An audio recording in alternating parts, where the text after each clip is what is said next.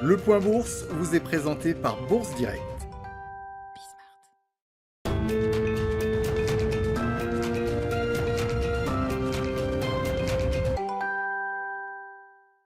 Bonjour à tous, tendance hésitante ce matin à la Bourse de Paris. Les investisseurs restent attentifs aux évolutions des rendements obligataires aux États-Unis entre les deux prises de parole de Jérôme Powell au Sénat hier et devant la Chambre des représentants aujourd'hui.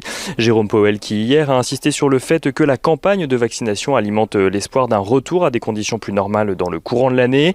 Il a également indiqué que si l'économie marque des signes de reprise, celle-ci reste encore fragile et inégale, notamment en ce qui concerne le marché de l'emploi.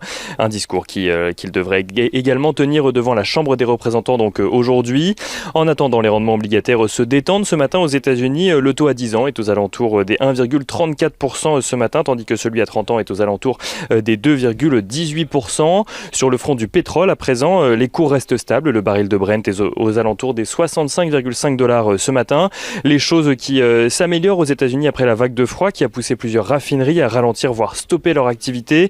Les stocks de brut ont augmenté d'un peu plus de 1 million la semaine dernière, les producteurs américains ayant restauré environ 80% de leur production dans certaines parties du Texas qui avait été une des zones les plus touchées par la vague de froid et donc par l'arrêt d'activité dans certaines raffineries. Du côté des valeurs à suivre à présent à la Bourse de Paris, Worldline anticipe un rebond de sa croissance organique pour 2021. En 2020, Worldline a affiché un chiffre d'affaires de 2,75 milliards d'euros en repli de 4,6%, ce qui n'a pas empêché le groupe d'afficher une marge en hausse d'un peu plus de 25% sur l'année. Accor annonce de son côté une perte nette de 2 milliards d'euros environ, un recul en lien direct avec les nombreuses fermetures imposées au groupe pour faire face à la pandémie de coronavirus.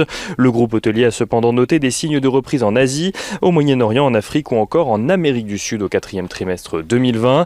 Et on notera également que Fnac Darty annonce dans sa feuille de route à horizon 2025 vouloir réaliser au moins 30% de son chiffre d'affaires en ligne d'ici là pour arriver à des niveaux similaires à ceux que le groupe a connus durant cette année 2020 si particulière.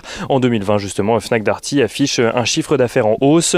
Le groupe va d'ailleurs proposer un dividende extraordinaire de 1 € par action au titre de son exercice annuel 2020.